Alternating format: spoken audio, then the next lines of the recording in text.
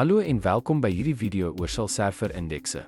Vandag gaan ons verken hoe indekse dat herwinningprestasie dramaties kan verbeter, wat navraag vinniger en meer doeltreffend maak. Maar ons gaan ook die afwegings van nader bekyk, insluitend die impak op berging en skryfoperasies, sodat jy dit verstandig kan gebruik. Kom ons begin met die voordele. Een van die belangrikste voordele van indekse is vinniger dataherwinning, aangesien navraag wat were, join of order by gebruik, data vinnig kan opspoor deur indekssoekaksies. Nog 'n voordeel is verbeterde navraagprestasie, omdat indekse die hoeveelheid data wat Salserver moet deursoek, verminder, wat veral voordelig is vir groot tabelle. Indekse bied ook beter sortering en filtrering, wat sorteer en filterbewerkings op geïndekseerde kolomme baie doeltreffender maak. Nou na die nadele.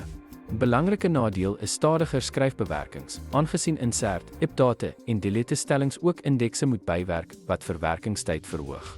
Indekse vereis ekstra berging en verbruik addisionele spasie, afhangend van die aantal en grootte van die geïndekseerde kolomme.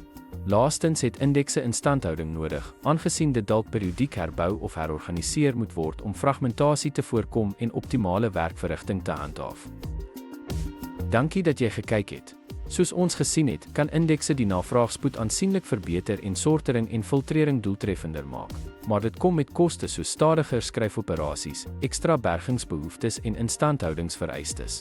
Die sleutel is om indekse selektief te gebruik om werkverrigting te maksimeer sonder om onnodige oorhoofse las te skep.